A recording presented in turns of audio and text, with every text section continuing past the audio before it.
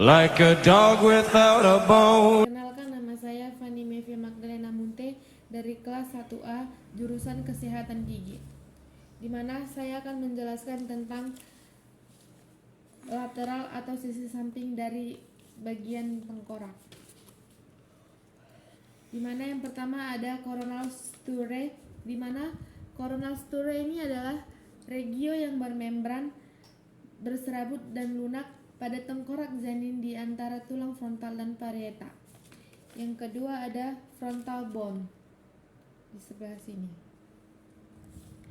di mana frontal bone berbentuk pipi. Tulang frontal bone juga memiliki sebutan yaitu tulang dahi. Fungsi utama tulang ini adalah untuk melindungi otak sekaligus untuk menopang struktur kepala termasuk rongga hidung dan mata. Yang ketiga ada sphenoid bone di sebelah sini, di mana sphenoid bone ini adalah tulang yang membentuk tengkorak pada dasarnya, membantu menghubungkan neokranium di kerangka wajah. Yang keempat ada tulang ethmoid bone di sebelah sini, di mana tulang ethmoid bone merupakan bagian dari tulang tengkorak yang terletak di depan tulang biji, tepatnya di antara mata. Yang kelima ada tulang lacrimal bone di sebelah sini,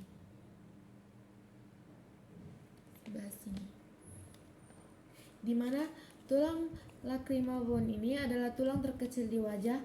Tulang ini turut membentuk dinding rongga mata di bagian tengah di dekat hidung. Letaknya berada di dekat kantung air mata. Yang keempat ada nasal bone atau tulang hidung. Di mana nasal bone ini adalah dua tulang tonjolan kecil yang memiliki keragaman dalam hal ukuran dan bentuk pada individu yang berbeda. Yang ketujuh ada zygomatic bone di sebelah sini, di mana zygomatic bone ini adalah salah satu dari sepasang tulang yang membentuk bagian anterior tulang pipi. Yang kedelapan ada maxilla di sebelah sini. Maxilla adalah tulang rahang atas pada manusia. Yang kedelapan ada tulang alveolar atau alveolar bone di sebelah sini.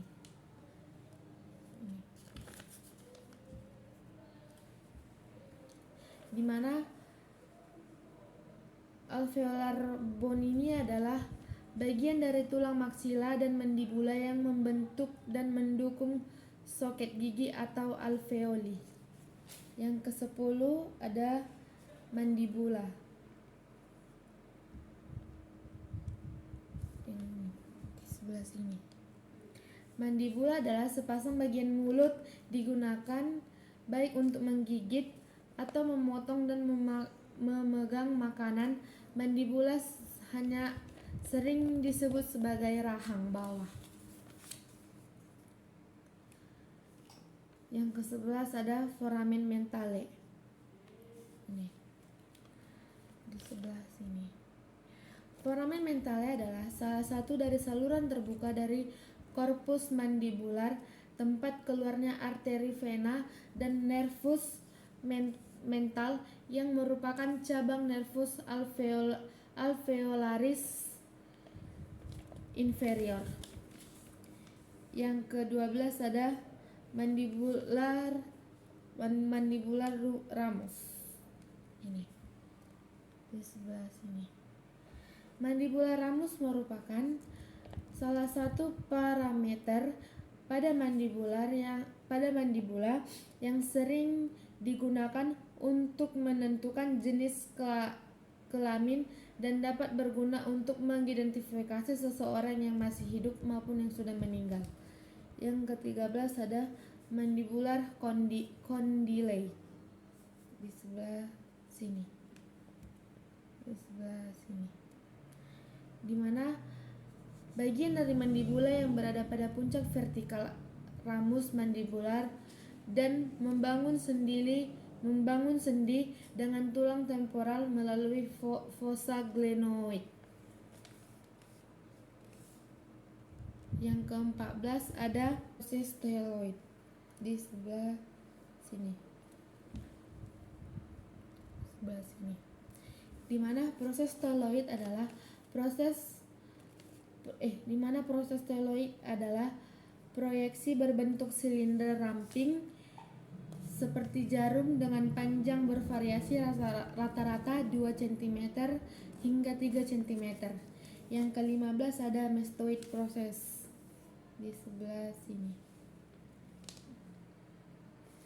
Di mana mastoid proses adalah proses peradangan pada sel-sel mastoid. Yang ke-16 ada external acoustic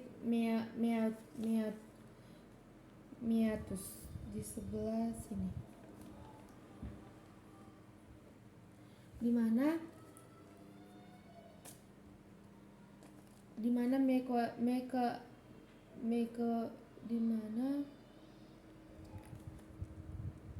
mana external acoustic meatus ini adalah saluran berlapis tulang dan tulang rawan yang menghubungkan telinga luar ke bagian dalam atau bagian tengah. Yang ke-17 ada occipitomastoid suture, di mana occipitomastoid suture ini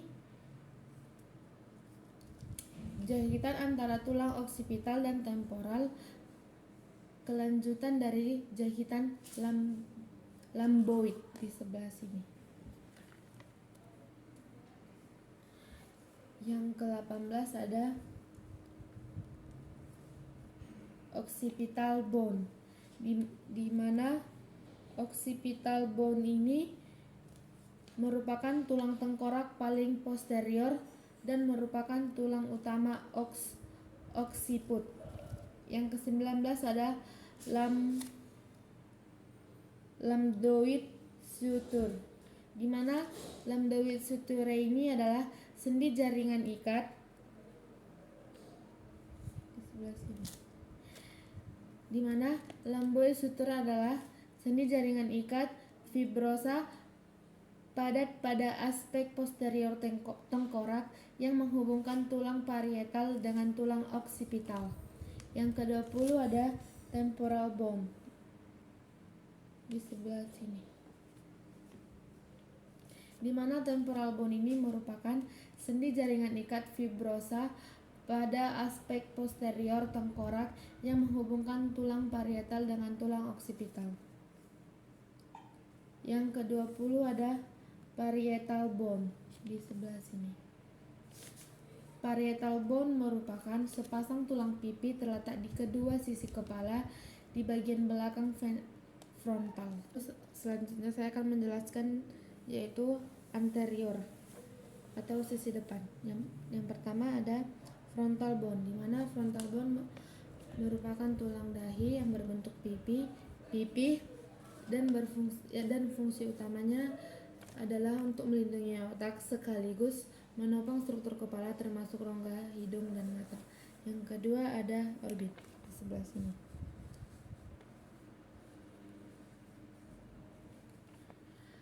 Suatu struktur yang berbentuk kerucut yang berfungsi untuk mengelilingi dan melindungi bola mata dan berhubungan dengan struktur-struktur lainnya. Yang ketiga ada infraorbital foramen di sebelah sini.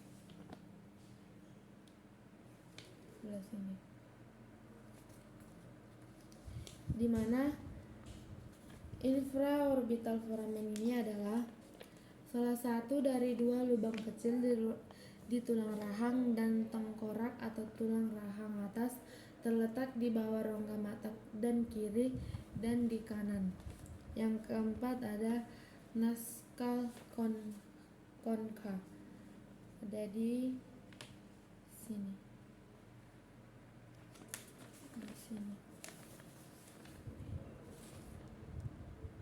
Di mana suatu struktur normal dalam rongga hidung manusia yang terbentuk dari tulang pendek dan panjang yang menonjol ke dalam rongga hidung dan dilapisi oleh mukosa atau lapisan kulit di bagian dalam hidung.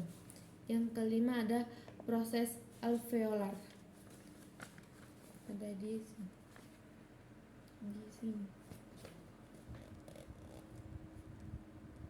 Di mana proses alveolar adalah tonjolan tulang yang menebal yang berisi gigi soket pada lubang rahang atau pada manusia rahang atas dan rahang bawah.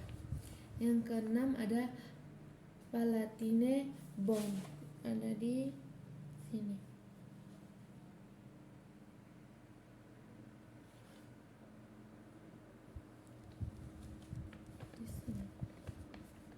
Di mana tulang palatine atau tulang lelangit adalah dua tulang wajah yang terdapat pada manusia dan hewan mamalia, terletak di atas uvula di tenggorokan.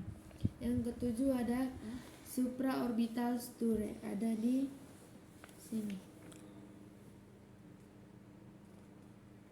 Ada di sini.